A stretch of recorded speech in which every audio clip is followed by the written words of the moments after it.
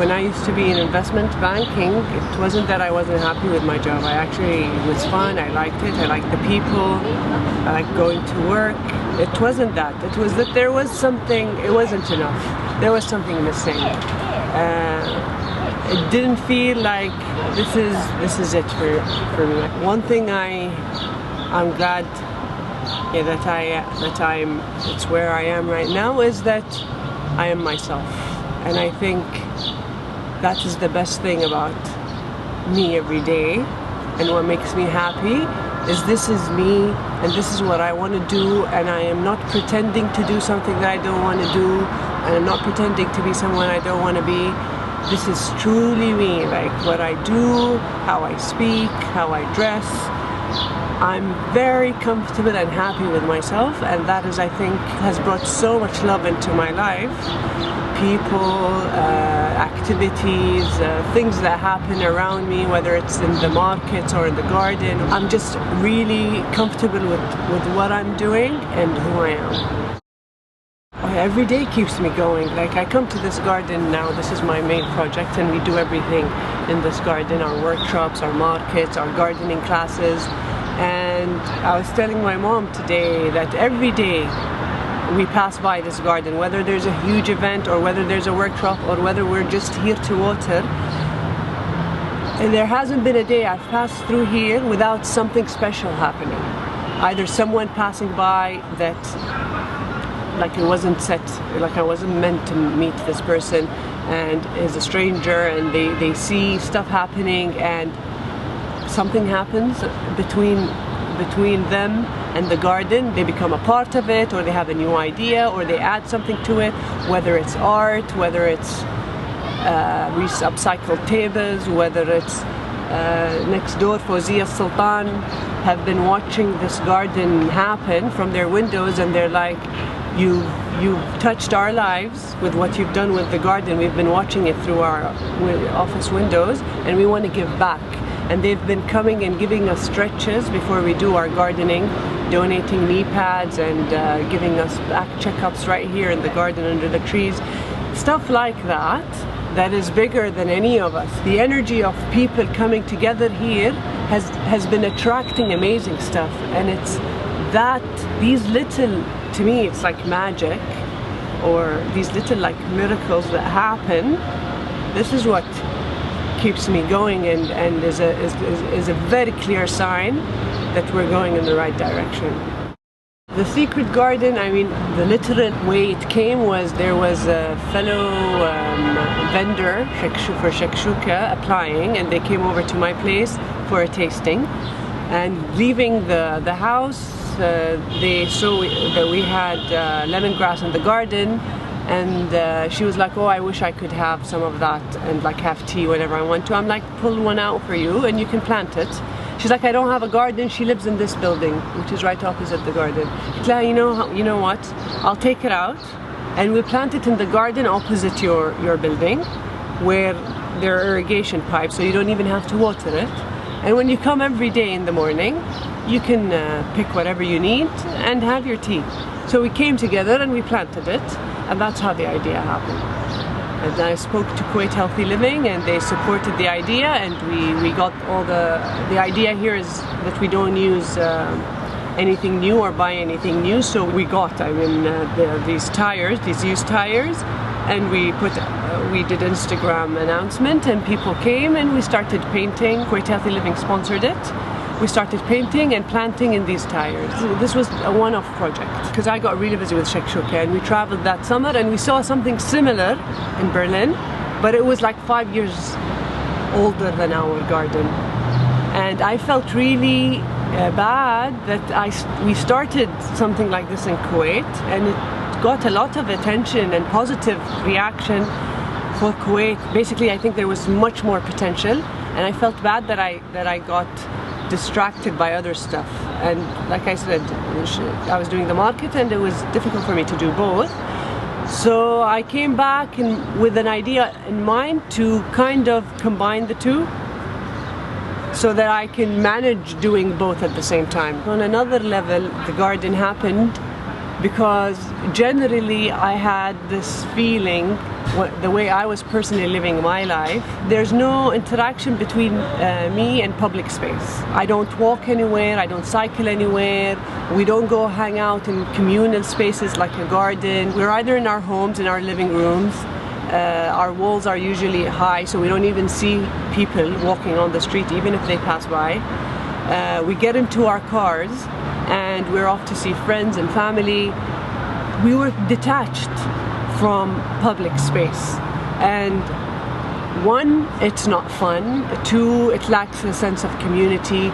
Three, we're always complaining about what's happening in Kuwait in public spaces, like when things are not the way they should be or not up to standard, or there are holes on the pavement, or there's dirt on the street. We never really, it's rare that we get to do something about it. We see it, we know that it's wrong, we want to do something about it, we never do anything about it. And I think one of the reasons we don't is that it's not actually in our way. We're still in our cars, we're still in our clean homes, we're still in clean restaurants. It doesn't really affect us. But if we really had to walk down those streets, then you're forced to do something about it because it's literally in your way.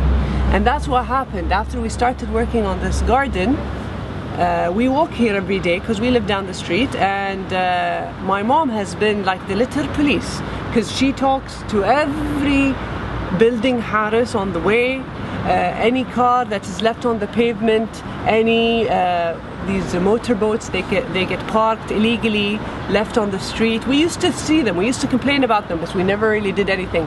Now, because it's right in our face, we've been doing a lot about it. That is one of the positives that has come out of this garden. And I think generally Kuwait, we see a lot and we only talk about it because it's not really affecting us. Once it starts really affecting us, once we have real interactions, then you have to deal with it. Having this garden, walking to this garden is a very big part of this garden to me. Hanging out in this garden is a big deal because you see all the good, but there's bad too. And I don't talk a lot about the bad because it's much less, honestly, than the good, but it exists. And we get vandalism. It hurts sometimes because we know the people and we've been nice to them and they've been nice to us, but there's still no trust between people. You see real life, you interact with people from all sorts of backgrounds. It's not your usual crowd. It's not the people that you can really connect to. You're connecting with people that you don't have anything in common. So it's not easy. But eventually we're learning to accept each other more. That's what we're getting out of it, that acceptance, because we're more tolerant of people that are different, and it takes time. And this will never happen if we never actually interact with them. And this way there'll be mutual respect. It's just a basic sense of community that we don't have in Kuwait, which I think we used to have. This we don't have anymore because we're in our cars and in our homes, and we stopped interacting with these different people and, like I said, public space, the people and the place.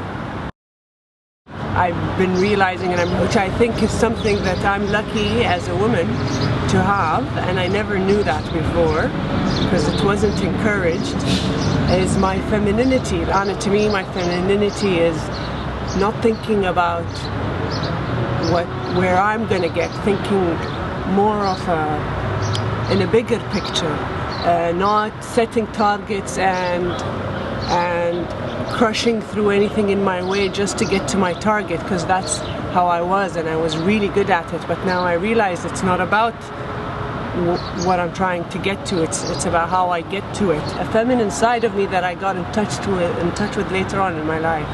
It's about nurturing. Like the people I work with, they're very important to me. It's not about just me getting somewhere. It's about all of us getting somewhere, and it has brought so much more meaning into my life, and it's been less stressful on me than when it was only about me and about me accomplishing something or being the best. Or I was more masculine, you can say, in that sense, that it was me trying to succeed or to be the best or to have targets and reach them. Now it's not about that anymore. Now the hardest thing for me is to start something, but after that there's something much bigger than me that takes it over and brings more people into it. It grows, it's out of control. I am there to help it out, but it's not me that makes the projects that I work with happen and explode like they are now. And like I said, it's the bigger picture. It's about the journey. It's about everyone. It's togetherness. It's working with other people. It's collaborating. All feminine characteristics, and I'm happy. Recently, one of my vendors, we just did a series of workshops, and by the end of it, one of my vendors came up to me, and she's like, she was thanking me and she was saying really nice stuff, and then she was like, Mariam, you're very maternal, and I've never heard that before. I never thought of myself being maternal, but I actually it was a compliment to me. Maybe earlier on, that's not something that I would have been proud of. Well, not that it's bad, but I was looking for more masculine attributes, like being successful, being the best, being on top. But when she told me that I was maternal, in Nishon I take care of all of them, and I make sure that everyone is fine, and it's not about one person, it's about all of us being happy and all of us coming out on the other side happy and content with what we did and how we did in a market. To me it really matters how everyone does, and it makes me happy. I know it's not possible, but it makes me happy when everyone does well in our activities. It was very nice to hear she thought that I was maternal. And I think the world right now is really like in dire need of more feminine characteristics, because we've gone too masculine. I think we need a balance, but we're way we should embrace, men and women should embrace these feminine characteristics. Not male and female, feminine. It's different. Honestly, I'm not worried about the women. I'm worried about the men.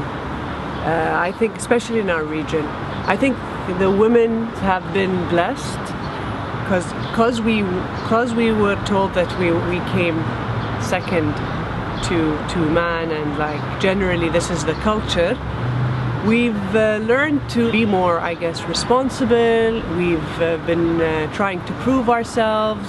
We don't take stuff for granted. There's less pressure on us to be successful and rich and have a steady job and all of that stuff that to me is crippling for someone who wants to be an entrepreneur and take a risk and follow their passion. Too much pressure makes them scared. So because women haven't had so much pressure in that sense, it's been easier for women to follow their passion. Like, to me, people in Kuwait that are making a change in a very positive way are women. Like, this is what I see. For a man to in this culture to do what women are doing now is pretty difficult and pretty brave, I believe, for a man to do it. For women it's expected of us to do stuff that involve the community, helping people, about the bigger picture. It's what humanity and the world really needs right now.